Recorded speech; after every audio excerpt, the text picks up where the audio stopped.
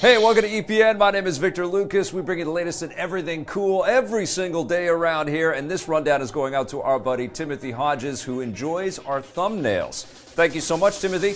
Here's your rundown. We'll be seeing some big titles from Sony at E3 this year.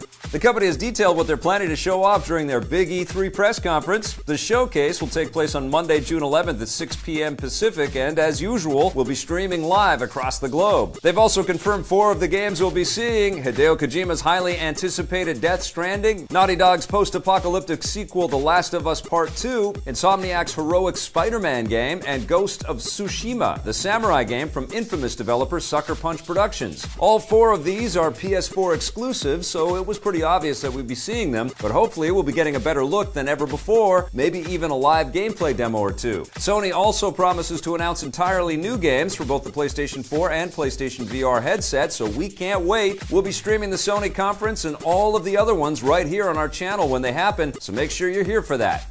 After more than a year of waiting, cross-platform play is finally coming to the Switch version of Minecraft. Microsoft subsidiary Mojang has announced that the Bedrock update for the game, which includes cross-platform support, will hit the Switch on June 21st. This will allow Switch owners to play with their friends on the Xbox One, PC, iOS, and Android, sharing the same game world. Nintendo and Microsoft first announced that they were bringing cross-platform to the Switch version of Minecraft last year, and other games like the Switch version of Rocket League have already started doing it. One system that's been absent is the PlayStation 4. Cross-platform on that system is already possible from a technical standpoint, but Sony has been notoriously reluctant to allow it, despite overtures from third-party developers and Xbox head Phil Spencer. The industry is still waiting for them to change their mind, and if they do, announcing it at E3 would go over well with fans. Just saying.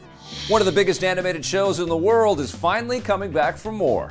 Adult Swim has officially renewed their hit series Rick and Morty. They made the announcement last night, ordering an unprecedented 70 new episodes, which should keep the show going for years to come. This is infinite TV from infinite universes. This is part of a long-term deal inked by the network and the show's creator Justin Roiland and Dan Harmon, and is a big turnaround from just a few weeks ago. There was some concern about whether or not the show would be back, with the 3rd season ending with no renewal, and Dan Harmon publicly stating that its future was in limbo. That might have just been a negotiating tactic or a publicity stunt, but either way, fans can now breathe a sigh of relief.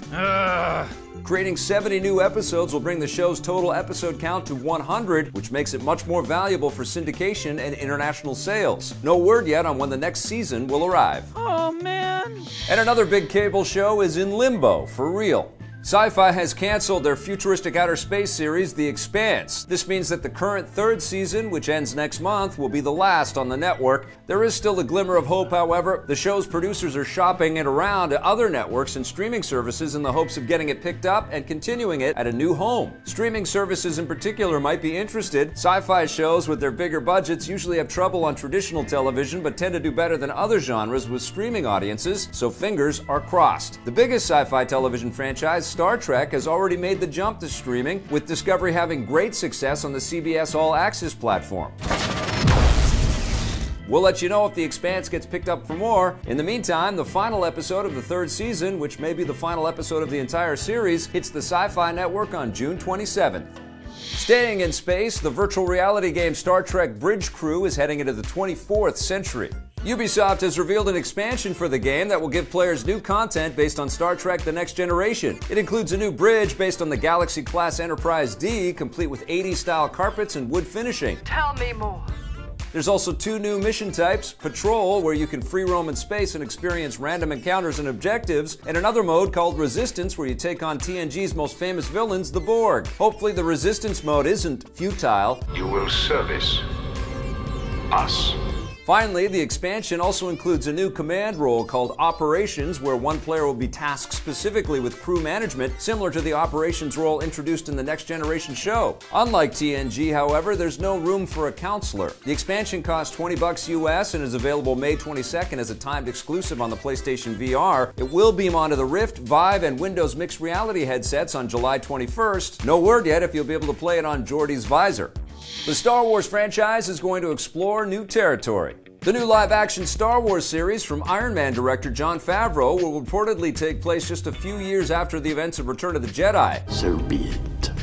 Favreau made the announcement while speaking with Nerdist, saying that the show picks up 7 years after the Battle of Endor, chronicling the events that will eventually lead into The Force Awakens. That doesn't necessarily mean we'll be seeing familiar faces like Luke, Han, and Leia. I'm not gonna see her again. Favreau says that the show will focus on original characters, and some of them will be brought to life using the same state-of-the-art performance capture technology that he used on his recent Disney movie, The Jungle Book. That will be pretty impressive on a television budget. The period between Jedi and Force Awakens is ripe territory. Fans will be eager to find out what happens, and on top of that, it hasn't really been explored yet in the new canon, so the creators have a lot of freedom. You cannot hide forever, Luke. That's probably why Disney is exploring the same time period in another new show. The upcoming animated series Star Wars Resistance will take place a few years before The Force Awakens, so there might be some overlap. That arrives this fall. Favreau's live-action series doesn't have a premiere window, but it's being made for Disney's new streaming service, which goes online next year. Jon Favreau will next appear as the voice of a character in the new movie Solo: A Star Wars Story, which hits theaters in 2 weeks. Somehow I never get bored with winning. That's our rundown for today. Thank you so much for watching. Make sure to come back over the weekend for another classic episode of Electric Playground. I'll be coming back with a brand new rundown for you from Los Angeles on Monday, so come back for that. Have yourselves a fantastic weekend, and if you dig our stuff, don't forget to hit subscribe, that little bell, and if you're so inclined, that sponsorship button too.